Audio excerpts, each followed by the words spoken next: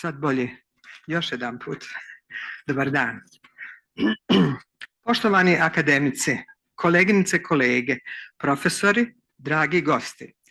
Čast mi je i zadovoljstvo da u ime Akademije nauka i umjetnosti, Odjeljenja medicinskih nauka i Odbora za kardiovaskularnu patologiju Akademije nauka i umjetnosti Bosne i Hercegovine u svoje lično ime vas pozdravim, zahvalim na dolasku i da zaželim toplu dobrodošlicu našoj uvaženoj profesorici doktorici Pameli Habibović.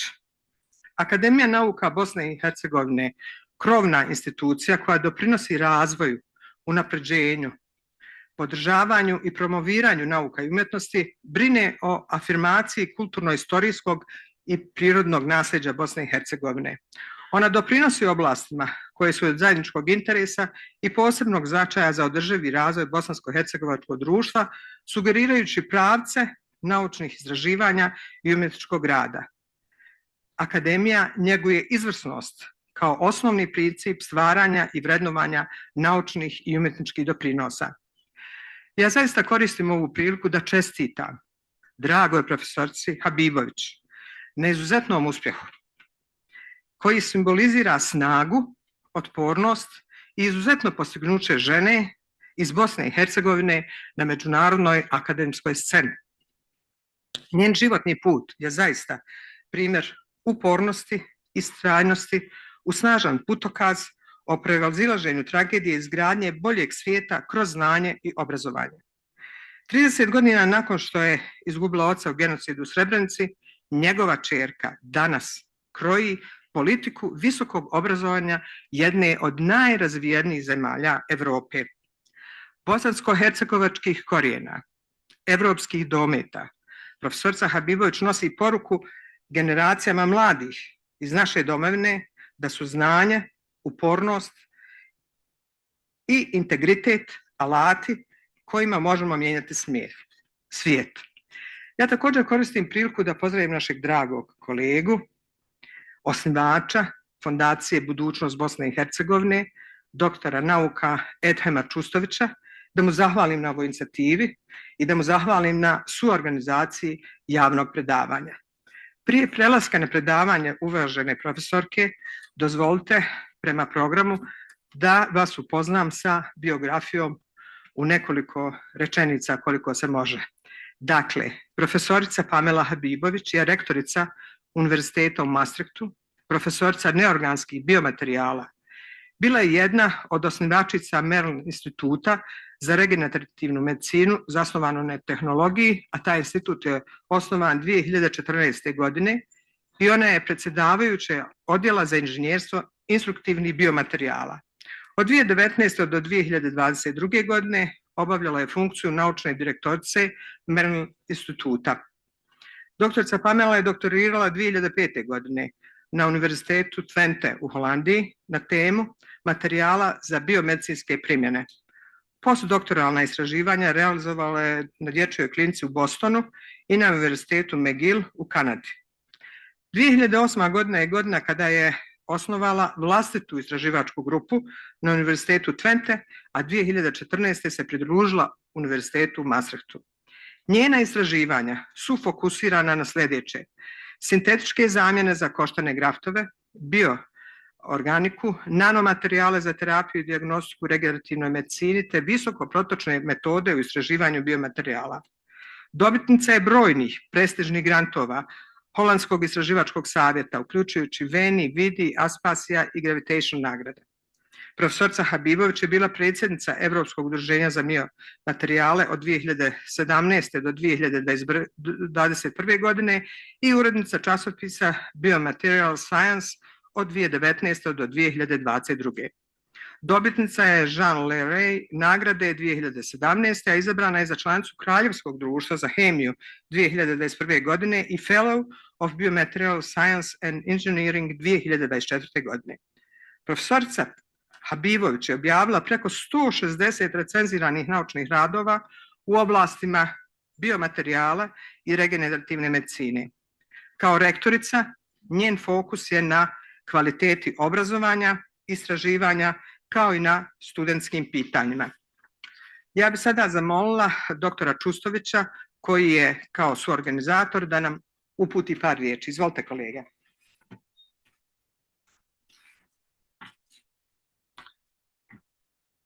Poštovani akademici, akademikinje, kolege, profesori, istraživači, meni je velika čast, u stvari malo je reći da mi je velika čast, postoji prevelika čast što imam mogućnost da kažem par riječi prije predavanja uvažene naše gostice, profesorice Pamele Habibović.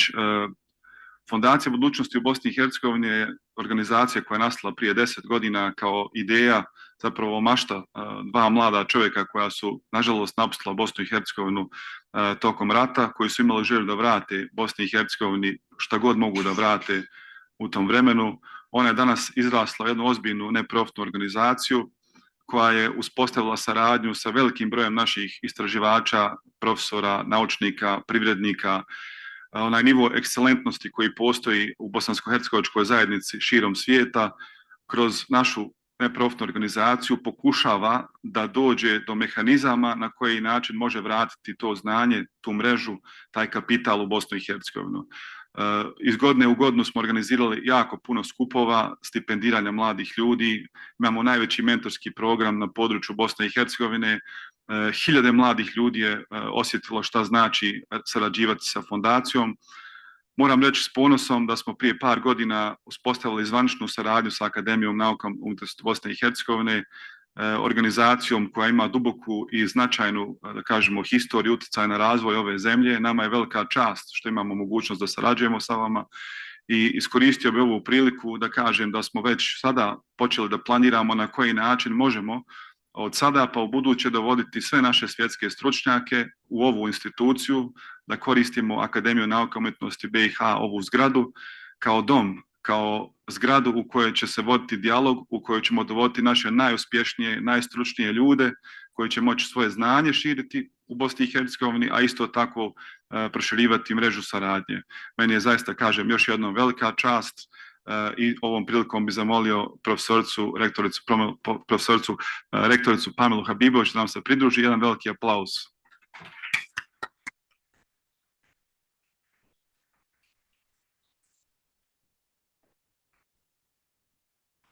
Poštovane kolege, dobar dan. Kao prvo želim vam se zahvaliti što ste me pozvali danas. Prvi put mi je ovdje u Akademiji nauka i umjetnosti Bosne i Hercegovine i jako mi je drago sresti sve vas i nadam se da će ovo biti početak jedne saradnje sa mnogim univerzitetima ovdje u Bosni i Hercegovini. Uvijek je lijepo biti u Bosni. Danas sam ovdje sa kćerkom koja ima 17 godina i ona kaže da će sljedeće godine doći ovdje jedno 2-3 mjeseca živjeti da bi naučila jezik bolje. Nažalost, ja nisam uspjela naučiti jezik, a kad je tu ona kaže da joj se toliko sviđa tako da će vjerojatno i bez mene sama doći. Sad, ja sam otišla iz Bosne prije 33 godine i u Holandiji sam završila i srednju školu i univerzitet i doktorirala i uvijek radila, udala se za Holanđanina i sad pričam naš bosanski sa mamom, sa familijom, pokušavam čitati puno knjiga na bosanskom, ali kad se na poslu onda uvijek pričam ili engleski i holandski i to znači da mi je jako teško dati jedno predavanje o svojoj struci i svom univerzitetu od sat vremena na bosanskom. Tako da ću to uraditi na engleskom i ja nadam se da ćete mi to oprostiti jer mi je puno lakše to na engleskom raditi, a poslije ako imate pitanja i kad se vidimo ja bi rado sve to na bosanskom. I sad bi počela, evo sad ću proći na engleski. So, from material science to regenerative medicine, a career journey. And I was basically asked to give a talk that is a combination of my own career journey in the Netherlands, to tell you a little bit about my scientific research, which I find very important also to share, because I think the content is the basis of any collaboration, which I also hope to establish in the years to come with Bosnian researchers, with young people who are the future of this country. I'm convinced about that. And at the end, I will also tell you a little bit about my university, Maastricht University, that I'm a rector of. And that is actually, and the minister just asked me, because it's in Maastricht, and he told me that he said, do you feel the Europe in Maastricht? Because that is also, of course, where European treaty was signed. And you actually do. And our university is the most European university in the Netherlands, very international university. And I also really hope that there will be a lot of chances to collaborate with Western Balkans in general and with Bosnia in particular. So I will skip this because I couldn't have wished for a better introduction that I just had now. So thank you, hvala puno. Thank you for that. So I will go immediately to my own work, which is in the field of regenerative medicine. And in order to do that, I will first introduce very briefly the very intriguing phenomenon of regeneration that some of you may know by these from these small animals, the newts and other amphibians. And what is very particular from them is that actually if we, and this was an experiment, if you amputate a limb of a newt like that, you don't have to do anything but wait for about 150 days, and their limb will regrow completely. So what you see is actually immediately after only a few hours, you see that there is already process of regeneration starting to occur, and slowly the limb really gets its shape and it completely regenerates. And actually after about 150 days, you don't see any difference from the original limb. And what is special about that is that if you look at there where the regeneration starts, you see, if you would study what happens there, is that there are all kinds of signals inside the body that basically tell the body, I'm missing a limb here, so it has to regrow. And what is the beauty of that is that at the end, the limb does not only look the same, but it is also equally functional. And this is the process of regeneration in the body. And this is also the inspiration for the field of regenerative medicine that I am active in. And of course, you will all realize that we, us humans, cannot do that, unfortunately. So if we would lose a leg, it would not regrow completely, clearly. But it does not mean that we do not regenerate at all. And we know that from the small cuts in our skin, right? So if we cook and have a small cut, it will start with bleeding, and very soon the bleeding will stop. And probably if the cut was not very deep, after only a week, you will not even see a scar. So that is a perfect process of regeneration that we can do. And we can also do it with other parts of the body. Our liver can regenerate to a certain extent. Our bones, think of small children that fall, break a leg. We put it into a cast for a couple of weeks. And after that, you will also not see where the fracture was. But this does not work for very large damages in our bodies. So if we have extreme car accident where the really large pieces of bone, especially in the grown-ups, has been damaged, that will not heal by itself. And why is this field important? I would just like to ask your attention for the fact that we are getting older and older every year, and quite rapidly. This graph shows that in about 1950, the average age of people this is worldwide, was only about 47 years. And we are now expecting in 2100 that it will be almost 85. This is the entire world population. We see a little dip during the COVID-19 pandemic, clearly. But then we are actually really progressively becoming older. This is the entire world. And you can imagine in the developed countries that this is going to be even higher. And the problem of this is that if we are getting older, we just don't want to get only old. We also want to remain active, to play with our grandchildren, to do something with our lives.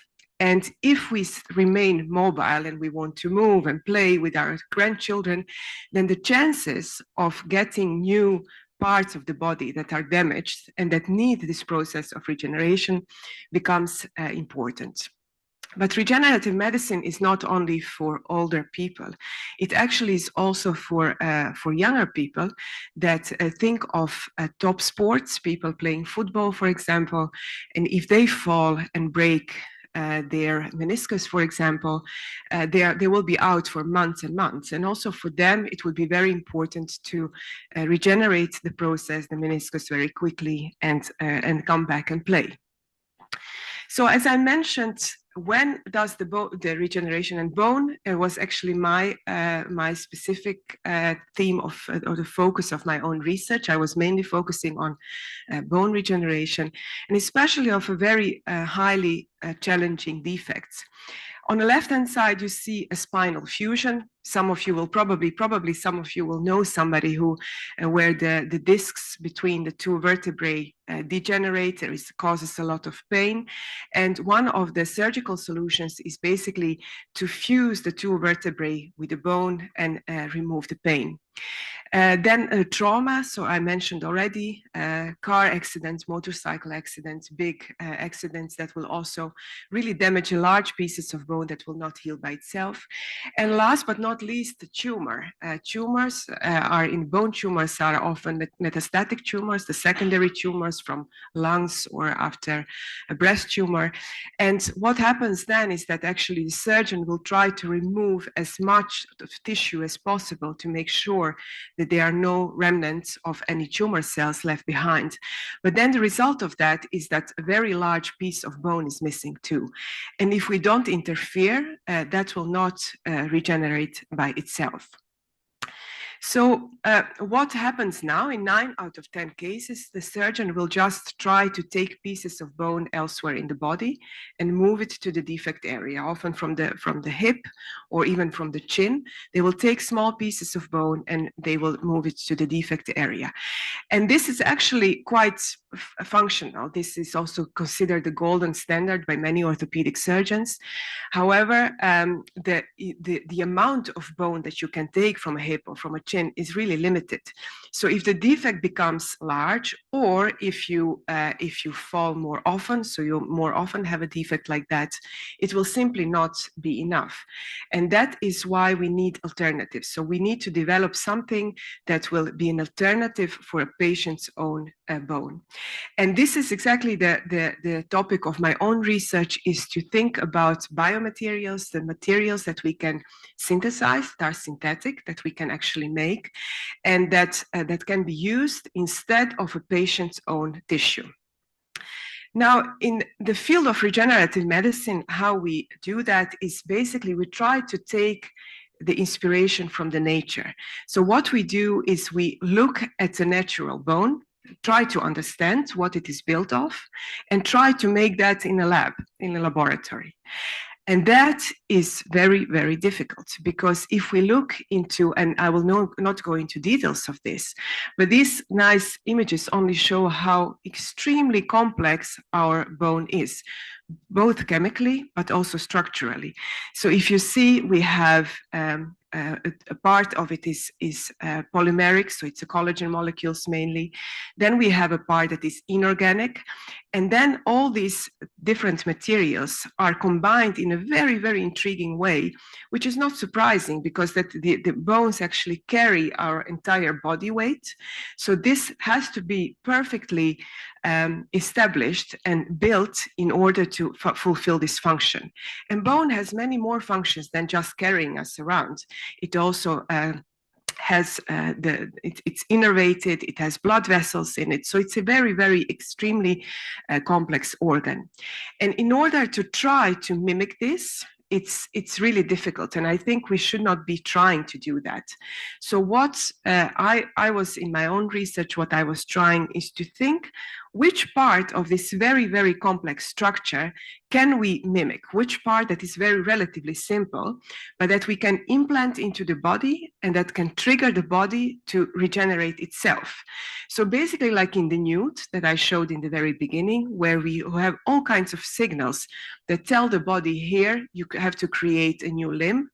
Can we take one part of this entire very complex structure that we can implant temporarily in the body and trigger the process of regeneration? And what I was mainly focusing on is the so-called hydroxyapatite. So that's the inorganic part of bone. It's a ceramic, right? It's the ceramic part of bone, consists of calcium and phosphate. So it's a calcium phosphate hydroxyapatite in a small crystals. And that we know that this material can actually trigger the cells to become bone cells and create new bone. So this is what I have been focusing on for 25 years of my research. And it sounds quite sad, right? That you focus only on one little piece of bone. But we actually found that it is extremely powerful in regenerating bone defects. Now you see that how that looks like here.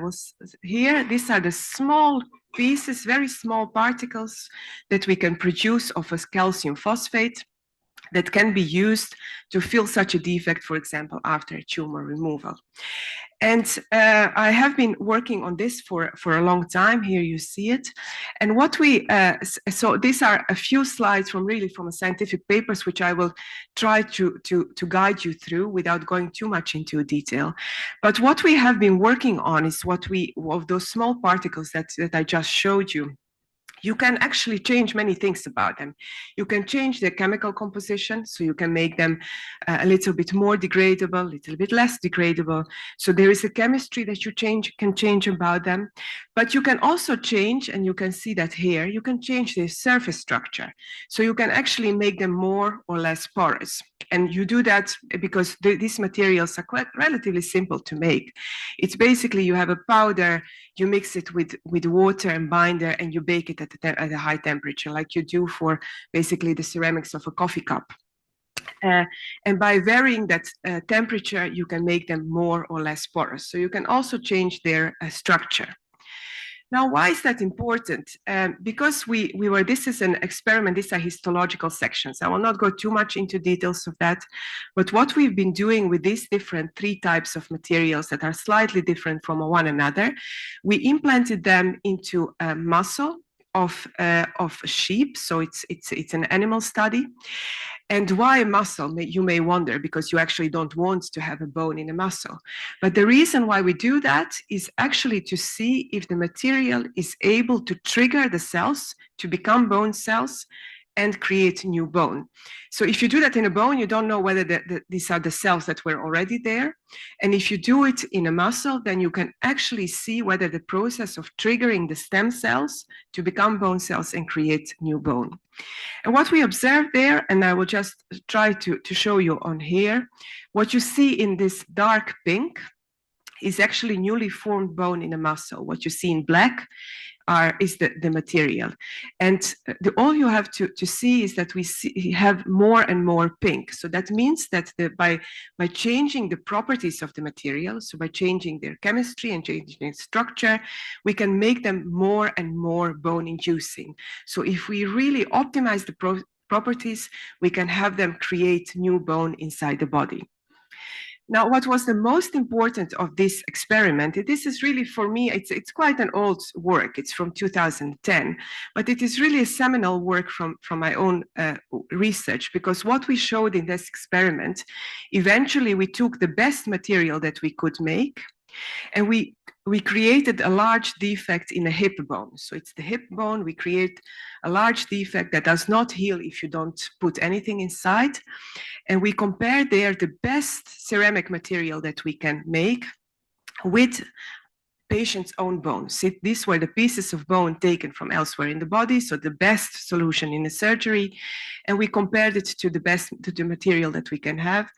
And what we observed is that actually by using this very simple ceramic material, we could establish the same closure of this large bone defect as with patient's own bone.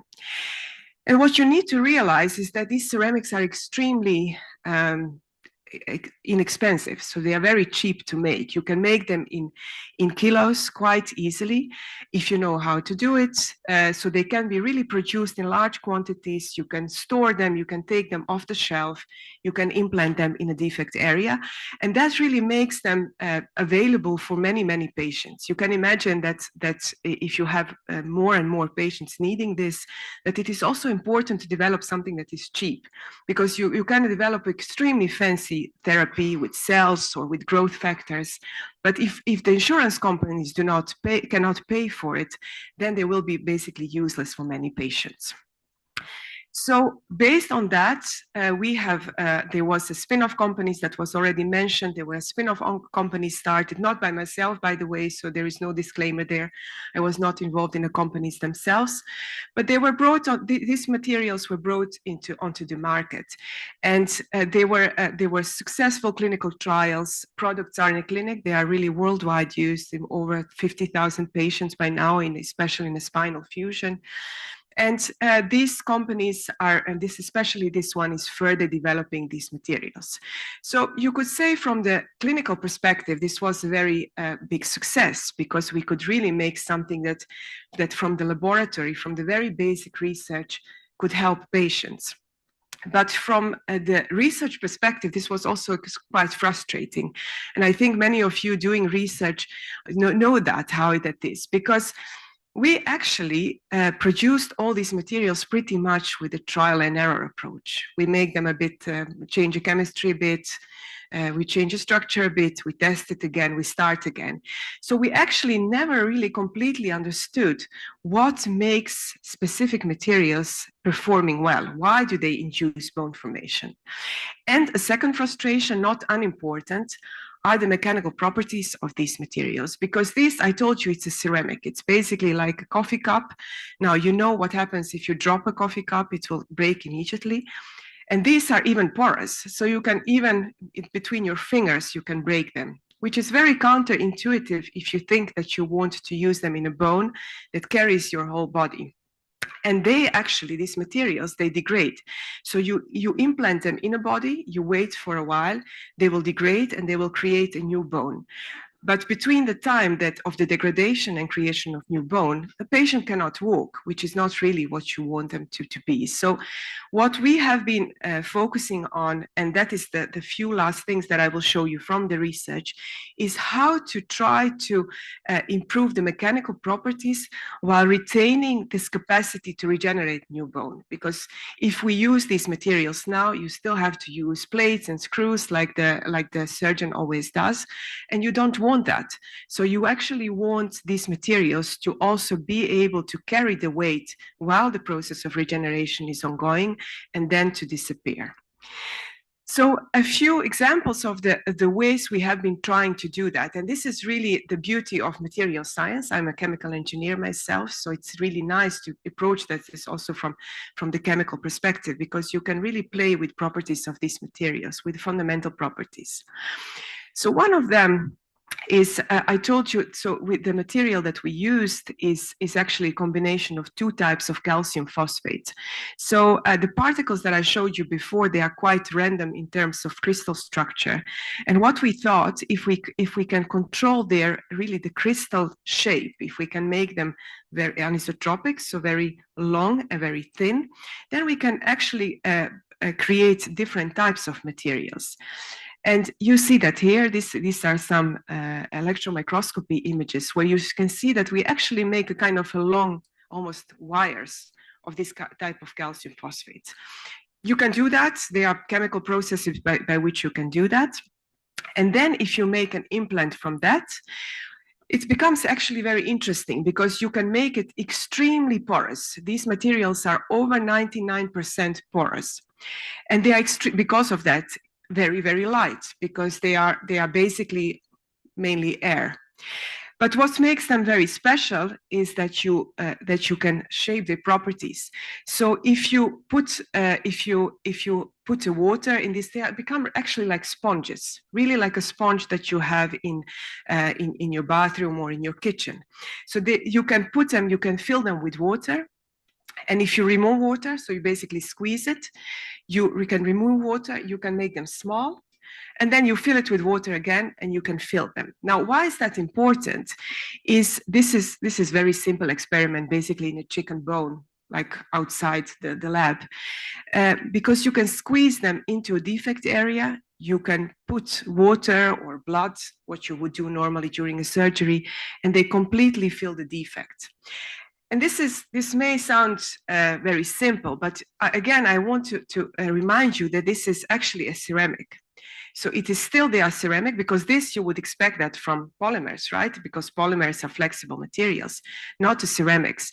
But because we could control these properties of these materials in such a way, we could actually give them a very, very unique properties.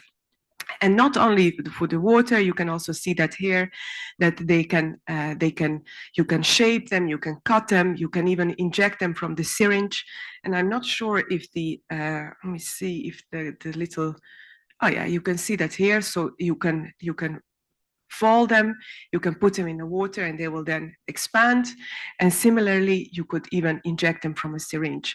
So again, a ceramic material that you can in a very non-invasive way use. And this is a calcium phosphate. So it's basically what you use, that what is also in your bones.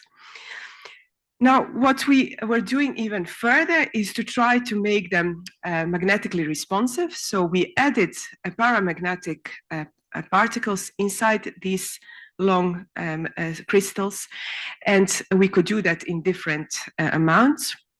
And what you then do is that you actually, on distance, on demand, you can change, you can squeeze them, you can move them, and so on. Now, why is that important? You can see that here. So here there is no, you can see that there is no, we are not touching it. It's just a magnet that we put underneath it. And we can actually squeeze the material just from distance. And you can imagine that in the body, you could in principle do the same. So if you implant it in the body and you expose it to a magnet, you could change the shape inside the body. We observed also here the same. We can actually, again, on demand, move it without touching it. Now, why is that important? That is important because you can imagine you could now, because they are still these sponges, you can fill them with drugs, something that is anti-inflammatory or something that is antibiotic, for example.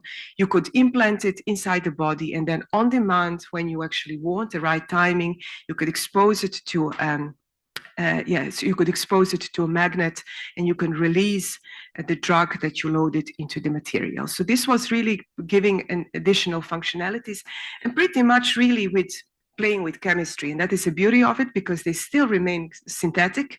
You don't change much about them. You just change the chemistry, and you make them, you render them completely different functionalities. And the last but not least is also, of course, we do a lot of engineering with 3D printing, for example. And here what we've tried is to, again, use these long crystals and combine them to extrude them together with a polymer. Now, what is nice about that, if you have the long crystals and you're using extrusion with a polymer, you also orientate them. So you can see that here. This is actually, they are all orientated in one direction. And that really gives them a very specific anisotropic properties, mechanical properties, because if you load them in this direction, they are quite strong. If you load them in this direction, that would be different. So also that is just an example, and I will not go too much into details, but this is really an example to show that by combining chemistry and with engineering, you can provide, you can develop, again, synthetic, inexpensive, cheap materials that we can use to trigger the process of regeneration inside the body. And today I only showed pretty much examples from my own research, which is in bone regeneration.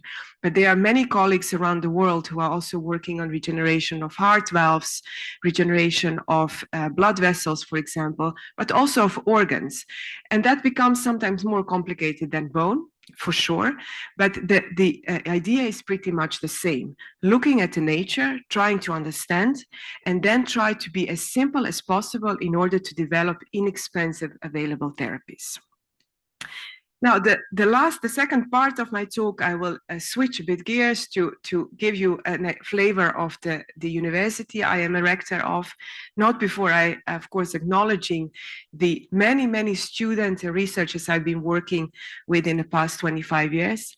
I think it is also very important during the Futures Leaders Summit, there was one other talk that was talking about not a selfish science, but a team science.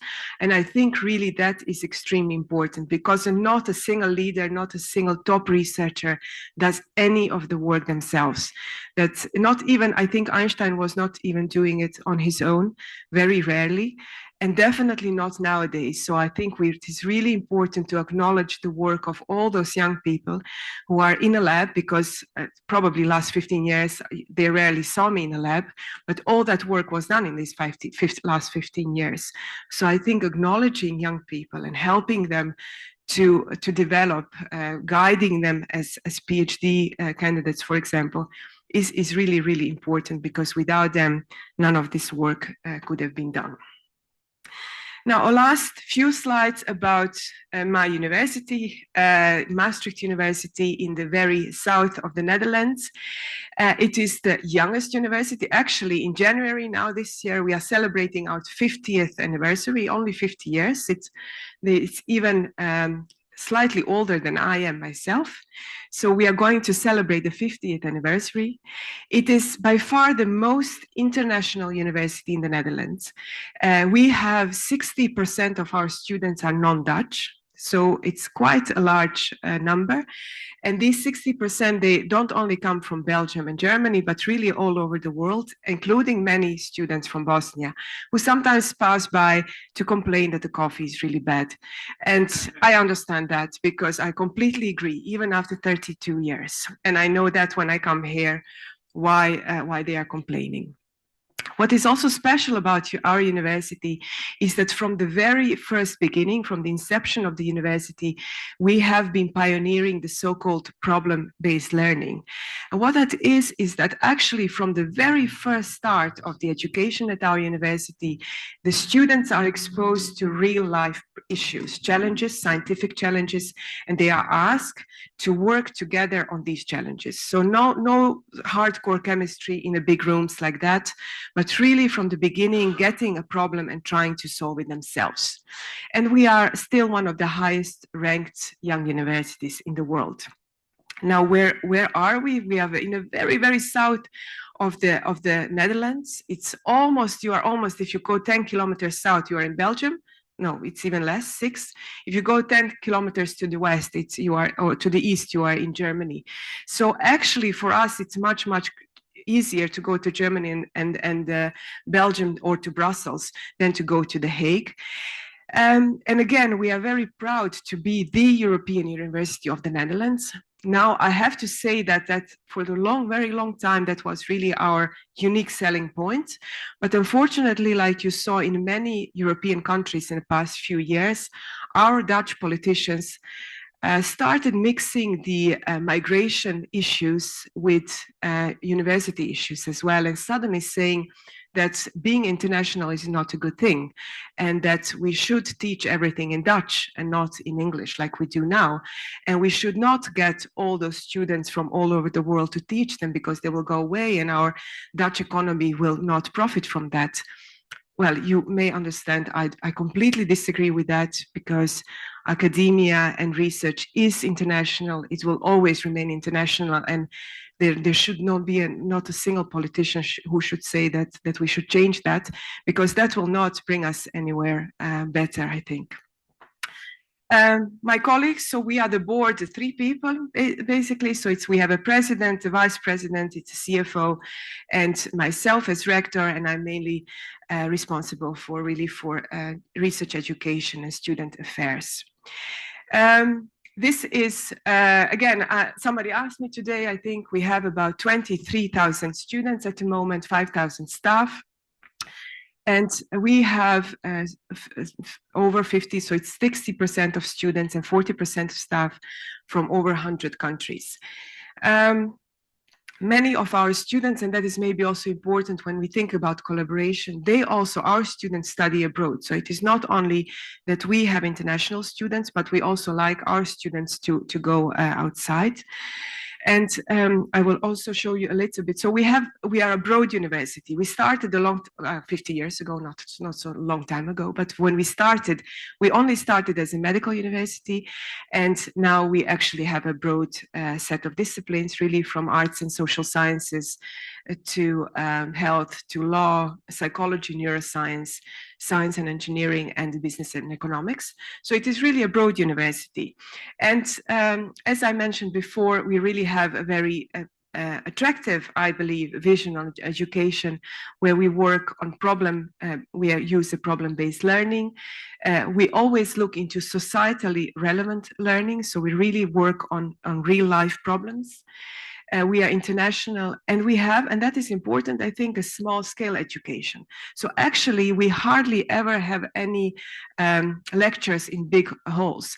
Our groups are between 12 and 15 students with one tutor, and actually they together really work on these real-life problems. That's very attractive also for students from the countries that are maybe from the international students, because also there they can create a relatively safe environment to work with their colleagues.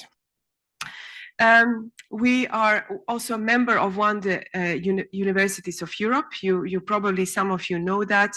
These are the European universities where we work really together with many universities to create a curriculum and a possibility for students to actually study at all those different universities at the same time. So to choose, pick and choose.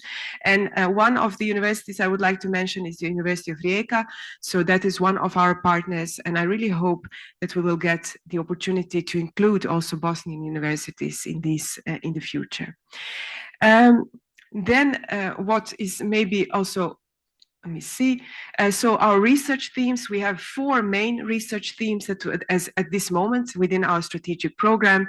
That's the Europe and a globalizing world, learning and innovation. So we are very good at doing research into innovative ways of educating, quality of life and sustainability and circularity. And I would like again also to mention this one, because Europe and the globalizing world is not only a research topic, but it's really also something that we have as a strategy to work more closely with countries in the world, and especially in Europe. And I also mentioned before during the meeting that Western Balkans is actually one of the areas where we would like to expand our collaboration. We also have a university medical center, so that is associated with our university, and that is where all the clinical research is, of course, also being done. And I think that is in many universities with the Faculty of Medicine that we also have that.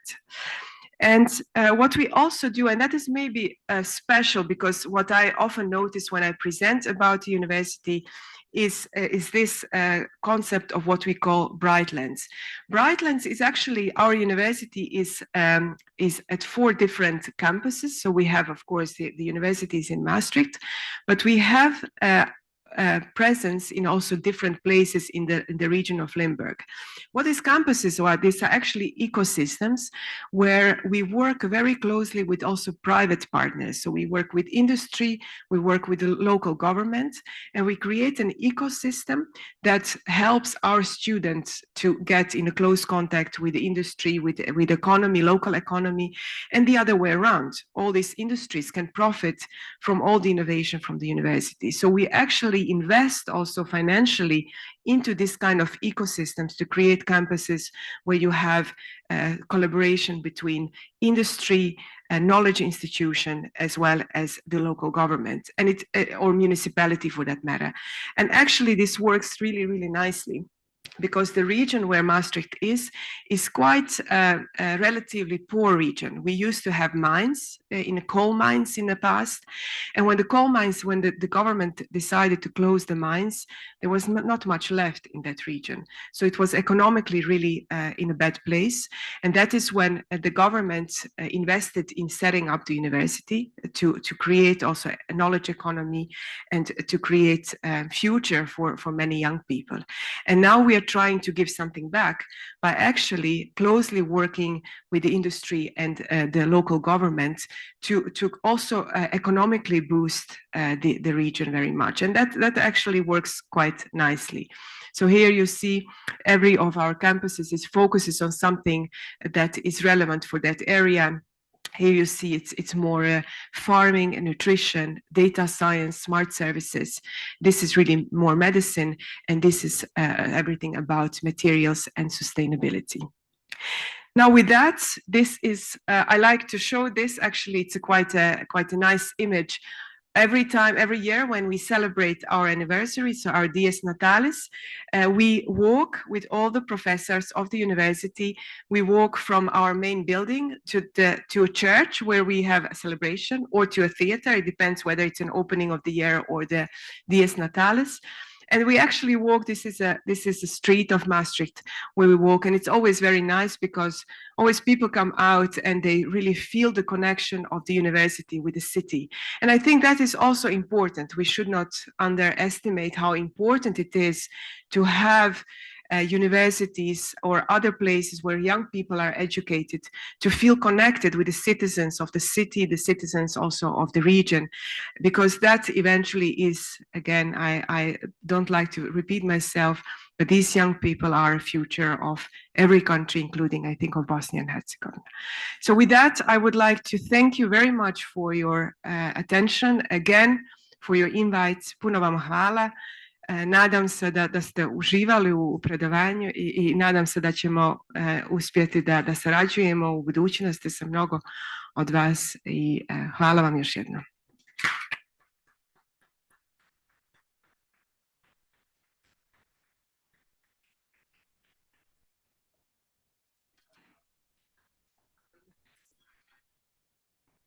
Da li ima neko pitanje za našu profesorku? Izvolite.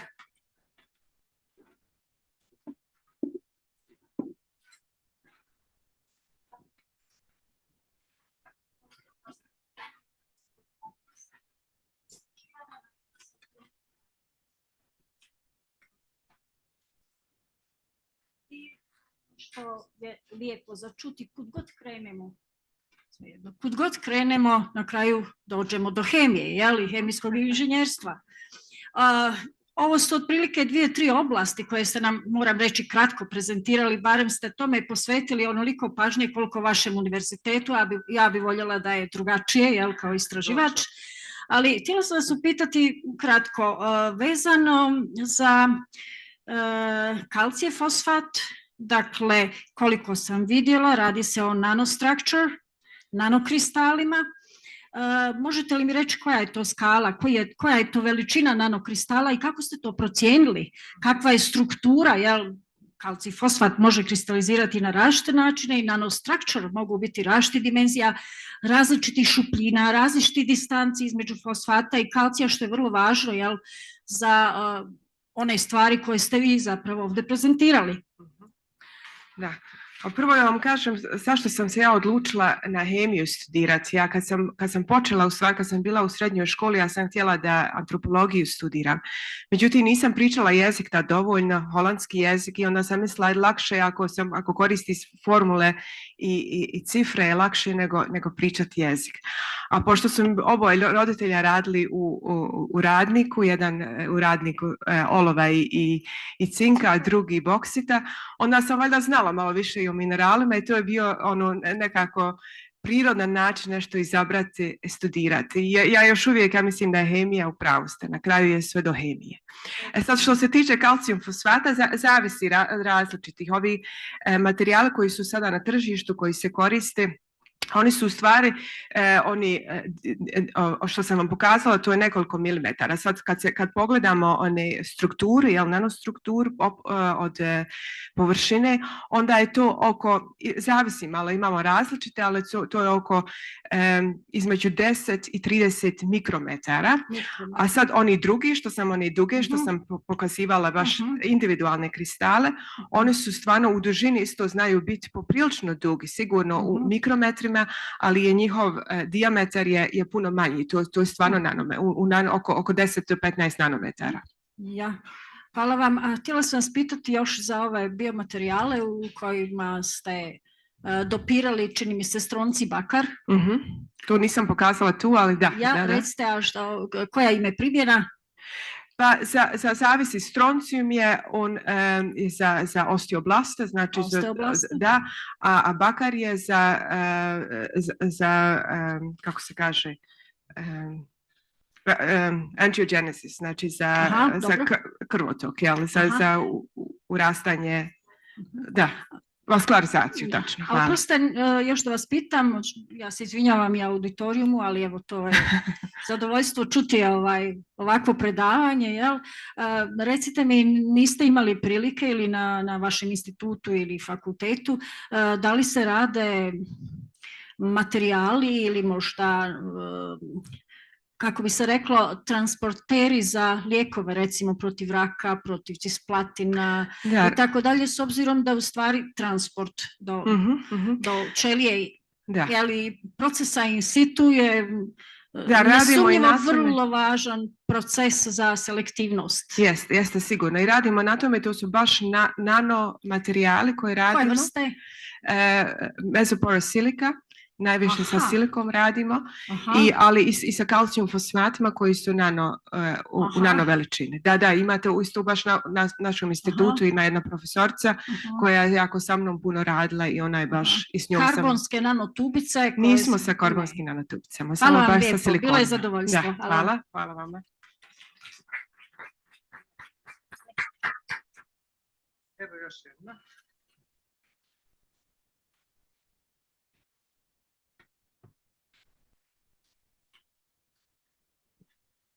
Dobar dan svima. Lila Pojskić, Institut za genetičko inženjerstvo i biotehnologiju Univerziteta u Sarajevu.